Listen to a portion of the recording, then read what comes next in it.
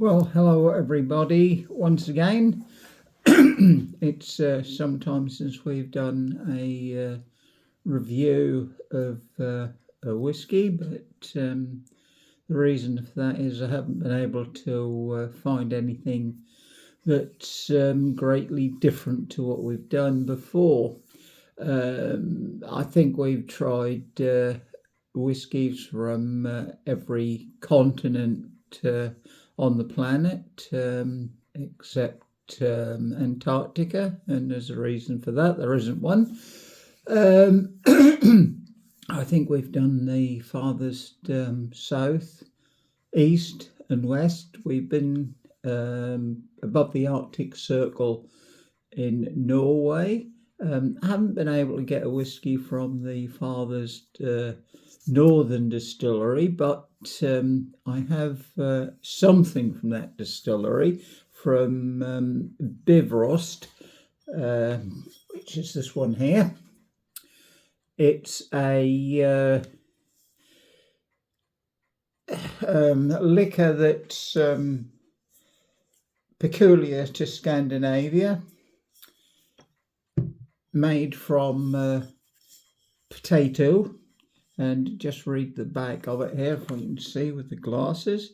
Cask Agavit is a fusion of modern distilling technology and tradition, handcrafted with traditional potato based liquid and classic herbs and spices, mixed with glacial meltwater from the Lygen Alps, then stored in sherry casks and allowed to mature under the glow of the northern lights. Right, well, so that's a cross between vodka and gin, but we're not going to look at that one today. I've already tried that, and it's okay, but it's certainly not a whiskey. Hello, clock's now going off. Right, what we are going to review is a peated whiskey from Scotland, from Islay. As we talk about peated or smoked whiskies, this is the English heavily peated sherry butt, and that comes in, it's measured in parts per million. That comes in at 65 ppm, and it's their heavily smoked, highly peated whiskey. Very nice whiskey, probably I think the best thing to come out of the English distillery. And if we look at the Islay whiskies, which are reputed to be highly peated whiskies from Scotland, something like Cull Ela, Ardbeg, Bunnahabhain, Bowmore, Lagavulin, Bruichladdich, Port Charlotte, they're all coming in at around 100 ppm. But what have we today? I've got this one that is from Bruichladdich, Octomore, 14.3. Now this is reputed to be the highest peated whiskey available, and if we get it open, I haven't tried this as yet, so it will be an experience. It's saying it's the ppm for this one, bearing in mind that most Islay whiskies are around 100. This one runs in at 214.2 ppm. So we are looking at a very highly peated whiskey indeed. Comes in this slimline bottle, clear glass bottle. It's difficult to see the wording on there, but it's at 61.4%, which renders it at cask strength. As you can see, we hadn't opened this one, so just bear with me for a little while while we try to get into the whiskey. Been looking forward to this one for a little while. Seen it advertised and haven't really been able to justify buying this one, but as this last fortnight we've had a fair bit of good news, I thought that would be a reasonable opportunity to justify buying this. It comes from the Whisky Exchange at £198 and from Bruichladdich Distillery at 210, so fairly high on the scale. Right, let's see what we get from this one. Let's say it's 214 ppm. Right, so there we go. Fairly clear liquid golden colour. Surprisingly not so peated on the nose as I envisaged with the 214, but heavily peated in itself. Yeah,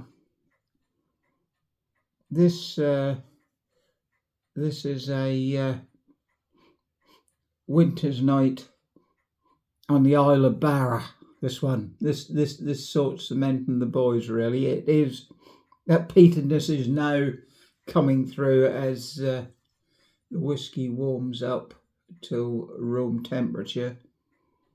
Having said that, it is a bit cold today, but yeah, this is standing over a bonfire when it's just lit with the smoke wafting up.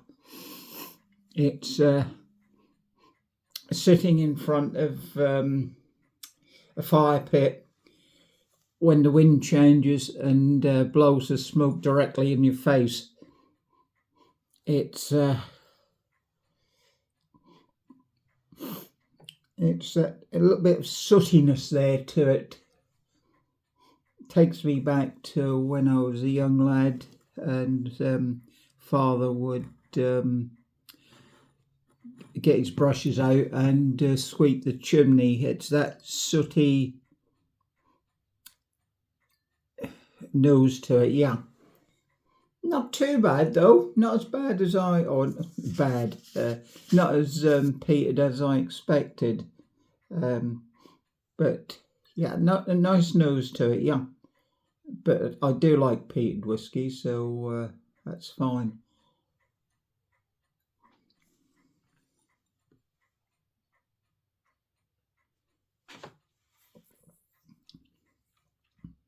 Now that peat is really coming through on the palate there. Yeah. Oh yeah, yes, yeah. There's a slight sweetness coming through as well. A dark, very dark chocolate. It's that burnt sugars as well. You know, when you got done a creme brulee and just gone over the top with the blow lamp and burnt those sugars. Yeah, that is nice. Yeah, that very dark chocolate is coming through there now. Certainly those burnt sugars are to the fore on the aftertaste.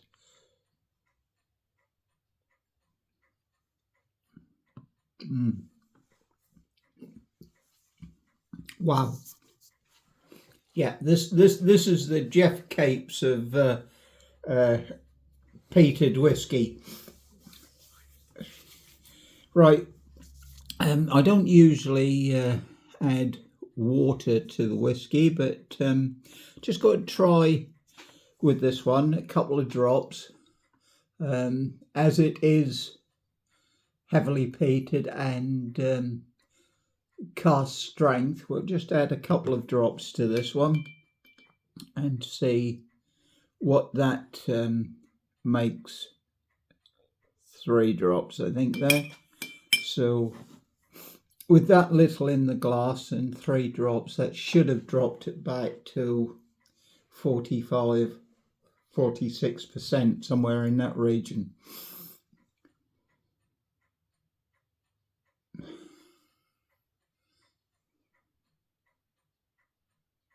That has taken that smokiness down there. It's not a smokiness that some of the Islay whiskies have, the salty, seaweedy smokiness that like Cull Ela does have.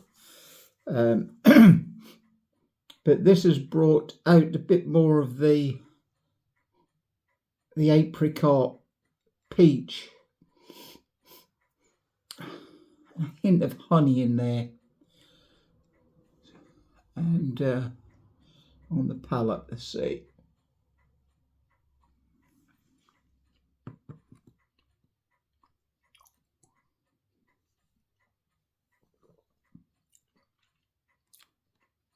There's certainly that dark chocolate now coming to the fore with this whiskey.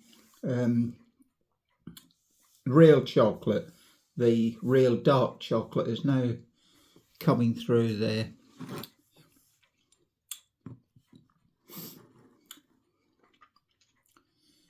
And there's also a toffee aftertaste as well. And getting a picture of those licorice sweets that we used to have. Forget what they were called now, but little round licorice sweets we had as a youngster. All in all, a very nice peated whiskey if you're into your peated whiskies. If you prefer a lowland Scottish whiskey, Welsh or Northern Ireland whiskies, then this one maybe is not for you. But if you're into peated whiskey, yeah, give it a try if you can get any. That it is a limited edition. Somewhere I read it was limited to a certain number, but can't see it now. It just says a limited edition. 61.4%. So there we go. That's it for today. If I could get one from the Bifrost distillery, I'll still keep trying, but it's a small production from there, and they do seem to sell out very quickly, with very little coming to the UK. So all in all, a nice whiskey, and happy Christmas and the best for the new year to you all. Goodbye.